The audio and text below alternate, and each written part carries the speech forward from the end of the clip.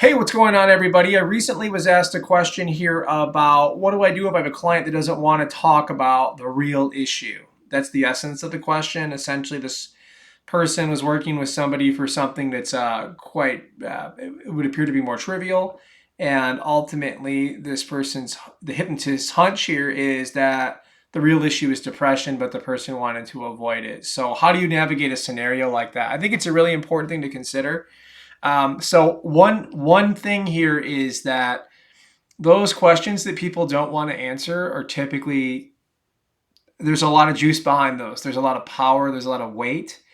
And when you get a client to actually look at it, their whole life can change. It's incredible once you kind of push them there. But here's the thing: push them there is not the right phrase. Ultimately, you can't do that for them, right? This is very important. Because ultimately you might start putting pressure on yourself, or you could even sabotage working on the issue that appears to be more, I think, trivial or more basic, you might say, because the person has to do the hypnosis. The person has to make the change. The person has to, if it's a stop smoking session, that person has to quit smoking. You can't quit for them. Your system can't quit for them, right? That person has to make the choice. This is critically important. So I think when you're willing to accept that reality, it changes the way you approach and navigate scenarios like this. Now, this doesn't mean you can't call out things. You can't make it clear that, hey, this is something. Have you considered working on this before? And how would your life be different if you didn't struggle with this so much, right? You could kind of go at it that way. But ultimately, the big thing here, and I don't want to get too tactical in terms of like how I would exactly what I would say, but I think that's a good piece of information here. The broader, more important nuance and theme is that when you understand fully that you can't change for that person, it's really up to them to basically they have to cross that bridge to come over to your side where you can help them, right? If they want to stay over there, that's fine. It's their prerogative. It's their business, right? We don't have the right to tell them what to do.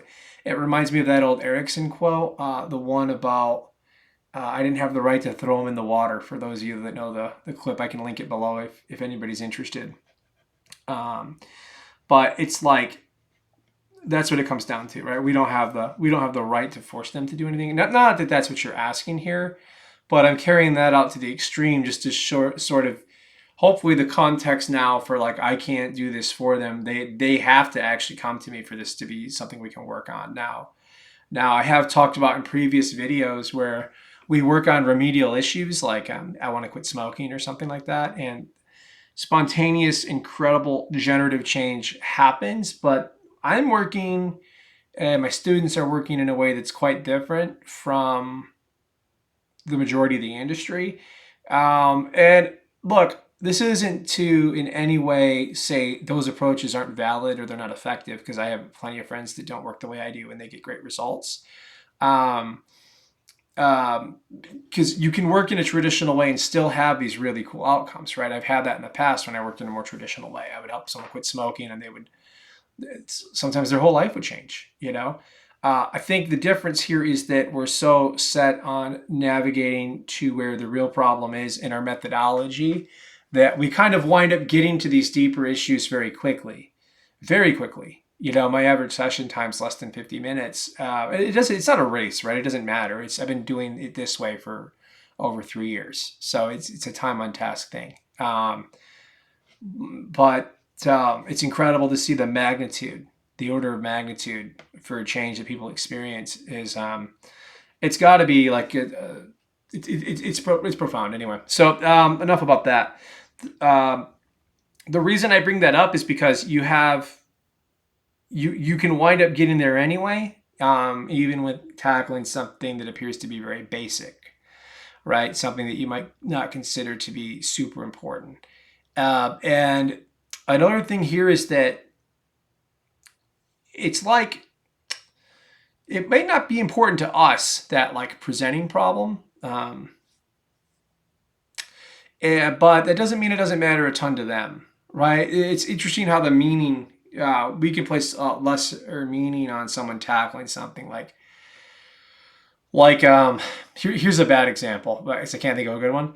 But like maybe it's like, okay, well, it's just quitting smoking, right? Like because I see all these great other results folks get. Well, just quitting smoking is amazing, right? That's a huge thing for people. I've had so many people in my family pass away from smoking related illnesses and causes. You're giving them a second chance at life. Okay.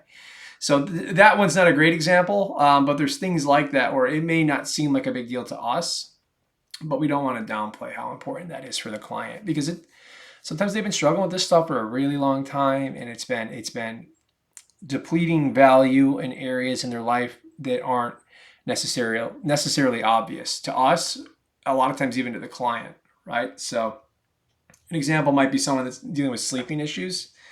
While they start sleeping, they probably show up differently with their family, their friends. They enjoy life more. They have more energy.